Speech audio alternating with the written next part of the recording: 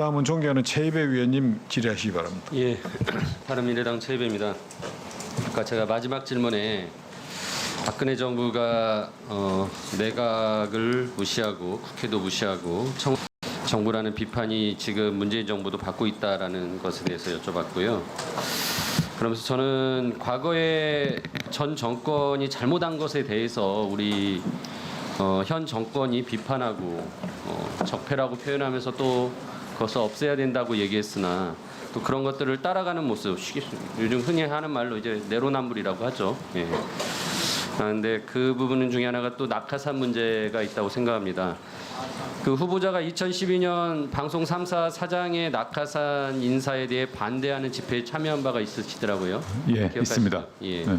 2014년에는 국가인권위원회 위원을 그만둔 것도 당시 낙하산 인사인 현병철 위원장 때문이라고 기사에서 맞습니까? 네, 좀 항의성으로 국가인권위원을 사직했습니다. 예. 근데 저희 바른미래당이 작년 말로 문재인 정부의 공공기관 낙하산 인사를 집계를 해보니까 434명이에요. 일명 요즘 캠코더 인사라고 하죠. 예.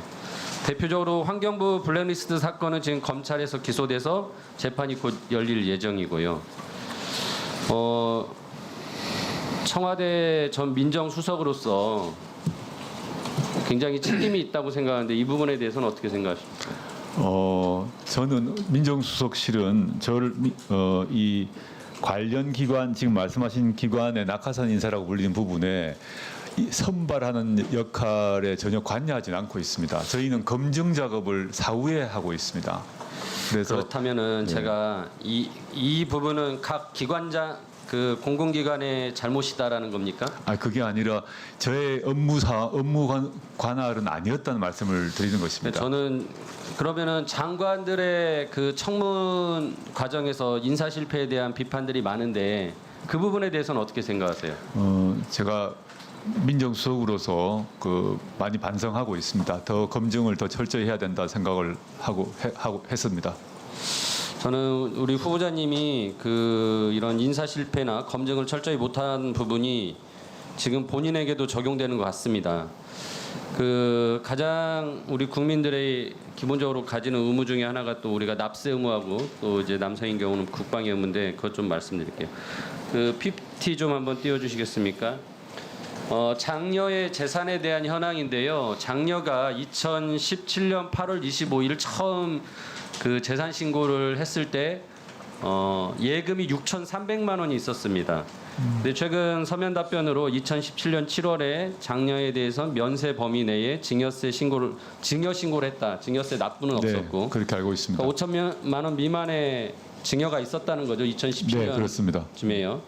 근데 그 뒤로 지금 19년도 현재의 채무 상황을 보면 전년도에 2,397만 8천 원이 있었는데 그게 사라져요. 그래서 결국은 딸의 재산이 3,900만 원이 18년도에 늘어납니다. 최종적으로는 네, 18년도에 딸이 3,900만 원 정도 재산이 늘어났는데 혹시 이 부분에 대해서는 증여세 문제는 없었습니까? 제가 관리하지는 않았고 잘 모르시죠. 예, 이거 제가 문제는, 여러 번 자료 제출을 청문회 준비단에 했는데 제출해주지 않으셨어요. 오늘 오후라도 늦게라도 네. 꼭 저녁이라도 제출해 주십시오. 이거 제출 안 하면 저는 우리 후보자가 장녀 증여세 탈루 문제까지도 생길 수 있다. 이거 분명히 밝혀주시고요. 확인해 보겠습니다. 예. 세무사와 다 협의한 걸로 알고 있는데 전 상세히 모르겠습니다만 확인해 보겠습니다. 그리고 우리 후보자 납세 증명 내역을 내셨는데 부인 걸 보니까 내정 직전에 8월 11일 날 589만 원 정도의 납세를 했습니다. 154만 원 정도의 또 지연 납부한 게 나옵니다. 이건 15년도 귀속분인데요. 그래서 총 740만 원 정도의 세금을 지연 납부하셨어요, 부인이. 네.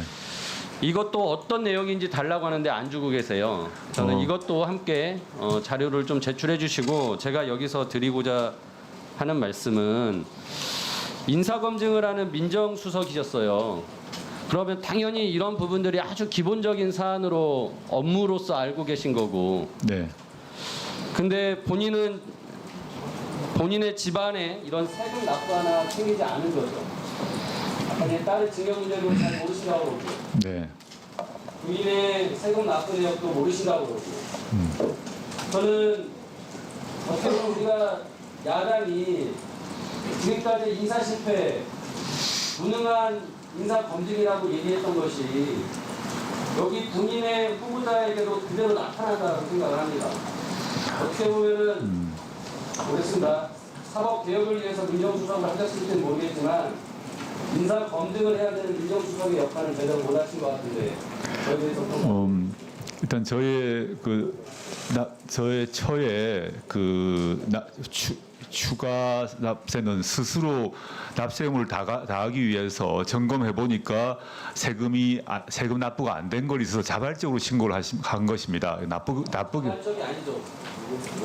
예. 후보자로 되지 않았으면 안 내고 계속 탈세를 할 건데 한번 점검을 해 보니까 발견을 한 것입니다. 일부러 놓친 것이 아니라. 그러니까 점검한 것이잖아요. 그러니까 자발적으로 본다고 하면 그건 네, 어폐가 있어요. 네, 어떤 말씀인지 알겠습니다. 그리고 인사 예, 마무리하시죠. 네, 답변 말해. 네, 그 인사 검증 문제 같은 경우는 저희는 검증의 보고서를 올립니다. 검증의 보고서를 올리면 그 검증의 결과를 가지고 인사위원회에서 결정을 하는 것입니다. 물론 저희 검증 내용에 대해서는 하나하나 밝힐 수가 없습니다. 근데 제가 드릴 수 있는 말씀은 인사 검증은 인사위원회의 자료이다라고 보셔야 되고 어떤 한계가 있음에 불구하고 이 사람이 필요하면 쓰는 경우도 있고 아무 한계가 없어도 안 쓰는 경우가 있는데 그거는 인사위원회에서 결정한 사안이라고만 말씀드리겠습니다. 물론 제가 검증의 책임을 회피하겠다는 뜻은 아닙니다. 그렇지만 저희 시스템이 그러하다. 그건 뭐 문재인 정부만이 아니라 과거 정부도 마찬가지 시스템으로 이제 운영되어 왔다는 점만 말씀드리겠습니다. 예, 예, 수고했습니다.